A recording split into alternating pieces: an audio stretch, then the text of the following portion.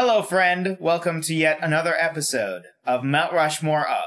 Or The Mount Rushmore of everything. Or Mount Rushmore of anything. Or whatever we end up naming it. Today, we're talking about classical composers. Now, when we say classical, I think we're going with a looser definition. So if you're like, that's from the Romantic period or blah, blah, blah, that's technically not classical. Don't worry about it. Baroque. We're not going there. Romantics. Yeah.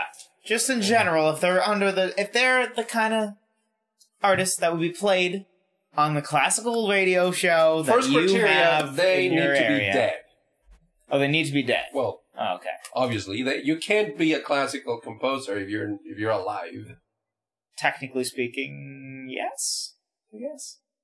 Yeah. I mean, none on my list are, so yeah. They're done. Yeah, they're done. They're Classical's done. over. You can make classical music. You can be a wonderful composer nowadays, but it's not going to count towards a. You know what we mean. You know which ones we're already talking about. You probably already have them in your mind. Do you want to lead us off? Sure. Number one. Again, not ranked. Not ranked, but number one that I'm going to bring to the discussion is none other than Mr. It's so hard to pronounce it. Ludwig von Beethoven. I would have just gone with the last name. I'm not even going to bother with first names, man. It just is such a cool name. Such an iconic name. It is a cool name. It's so important. It is cool. Everybody on these lists. Anyone named Ludwig, needs to be pronounced like that. Beethoven. I agree. Go on. Beethoven. Yes. Beethoven. I guess in Spanish we call him Beethoven. It's Beethoven. But it has a double E. No, Beethoven is how we say it. Beethoven is how we say it. All right, Beethoven. He's just the man. There are so many things so many pieces that he came up with. Starting with Moonlight Sonata. Yep. For Elise. Yep. Also, the deaf thing's incredible.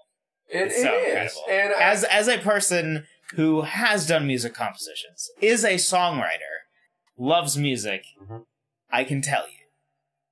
Writing music, especially as good music as his was, while deaf is ridiculous. Even if you do have a firm understanding of music theory, which I do, and it still blows my mind. It's incredible.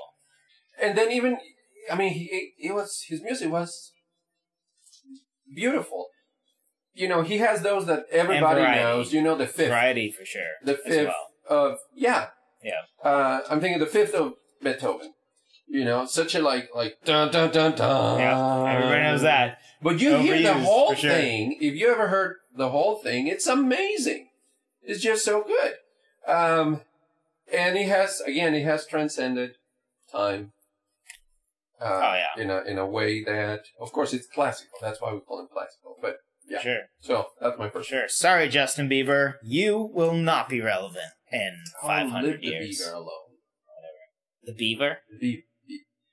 The Wait, beaver is a very different thing. So, do you agree with Beethoven? Yeah, clear. Okay, clear. So we have the first one. Yeah. Go to your second one then. All right. Again, not that this ranked, but Bach.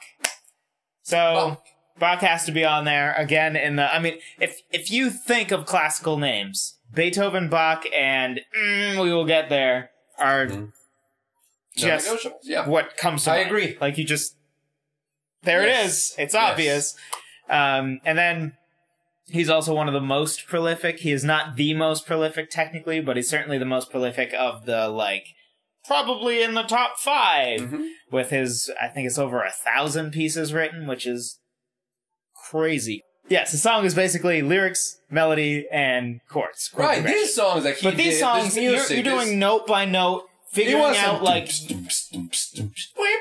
well, okay, no. but I'm not just hating I don't hate it. As a songwriter, it's just written fundamentally differently. I don't think one is greater or lesser necessarily, but a composition is definitely more work. Even a soundtrack or a movie, which is very similar.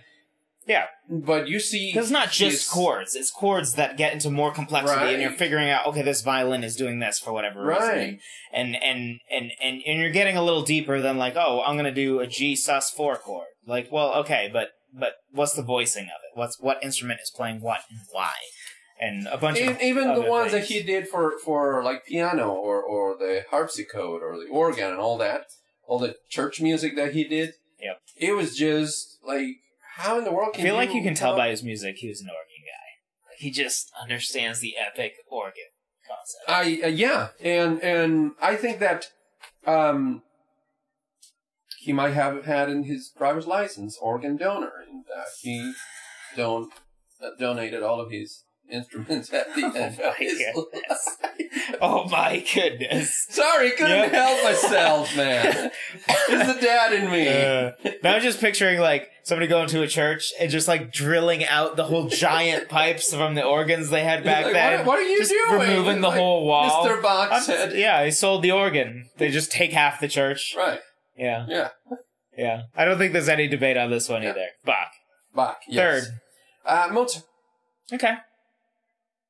Just kidding. That's the obvious one. Yeah. For sure. Mozart, for sure. Yep. He started very young. He did his first, I think his first symphony, he wrote it at 12 or something like that. Yeah, something crazy, or 8 or something like that. And he just He's kept a prodigy by 5. on and on. He played multiple instruments as well. Very well. Right. I should mention. Most composers play multiple instruments, but he was a great pianist and a great, I think, violin and viola, which is a musician thing, but just as a fun fact to go along with his great as a composer. The greatness of his skill, his gift, his talent. Also, he is he's guilty of many smart babies nowadays. Because they say, if you have a baby, make him listen to Mozart, and he's going to be very smart. So, I don't know how he did it, how he come up with it, and how long we took for us to understand that was happening. Well, he's doing it for the babies. He said, and his dying words was, this is for the next generation. That's right. The problem is that... none of that was true. If you believe that, I'm sorry. Yeah, as you grow older, then you're not smart anymore. But if you're a baby and you listen to Mozart, you're very smart. Sure. So you peak very young. Yep.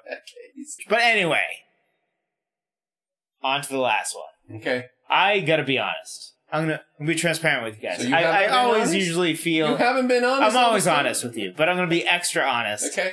And usually I did a ton of research for this one. Okay, good. And I still feel like I can't find a fourth that I think, yep, this is the fourth.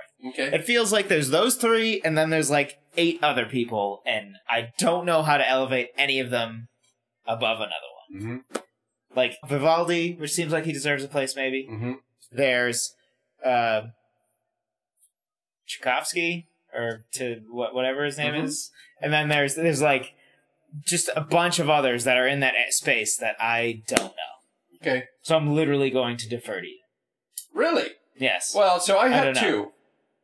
3 maybe, but 2 okay, what for are sure. Your 3? And I decided that I would pick one of those. I would choose one of those to say, okay, these are going to be my 4. But it could be either one of the other 2. But I just... So you should tell me all 3. I'll pick another one, and then we'll have them both. Okay, so I'm going to tell you my 4th one. It's Tchaikovsky. Okay. That was actually the one I was heavily leaning towards, which kind of disappoints me because I wanted to be different. And also for name recognition, for me at least, it felt like I recognized all the other names. I had heard of them. I've been through music classes. I am a musician, so I like to think I'm not totally ignorant about this stuff. But his was the one that really stood out to me. Like, I definitely have heard that many times over. And it's his music. We all are familiar with it, even if we don't know that that's him. But he has the Lake of Swans. He's got the Sleeping Beauty, and he's got the variety, which was my against Vivaldi, for instance, who is basically a strings composer, right? Which isn't bad, but it's limited. Yeah. He's got the Nutcracker, and then he's got some Rhapsodies and. He's got a lot of stuff, a lot of material. Definitely a lot of variety. Sure. So that's my 4th one. What were your other 2? Vivaldi and then Chopin. Okay, that was actually so we are working from very much the same pool. I also would have gone with Tchaikovsky though. Yeah. Sure. All right, so there it is. which is kind of disappointing. All right, let us know. Which of the three he just mentioned, go through the three again? So, Vivaldi? Beethoven. Oh, no, okay, we all agree Beethoven, Mozart, and Bach. Yeah. And then... Especially because... both of us are kind of like... with you end up going with... Tchaikovsky. Yep. And then we think Vivaldi's in the argument. Vivaldi and Chopin. And, yeah. So... I think there were a couple other ones that I thought maybe too, but those three were the ones that recurring came up. I didn't think that they were as important. Yeah, and it still feels like there's the three, and then there's maybe 5 or 6 that are next level, and then it starts to... Yeah. Which, by the way, is not a commentary on how good they are. No. It's just important and known, and it's the Mount Rushmore. Right. So let us know in the comments. Who do you think deserves that 4th spot? This is the most confused we've ever been on the 4th spot. I always have an opinion. I always have a strong opinion. This is like the first time ever that I'm like, I don't know. I don't even know how to pick. So let us know. Tell us who it is. And while you're at it, drop a like, subscribe, hit that little notification bell so you hear about the next time we may or may not have opinions for you. I also like Bach because the Terminator made a reference to him. Wow, that is a great reason for him to be at the I just thought it was there. You know, when he was there in the hotel and then he looks at the guy and he says, I'll be back. Oh my gosh, I should have seen this coming. I am so sorry. If that makes the final take, I am so sorry. That is actually pretty good. That's actually pretty good. See y'all next time. All right, we'll be back.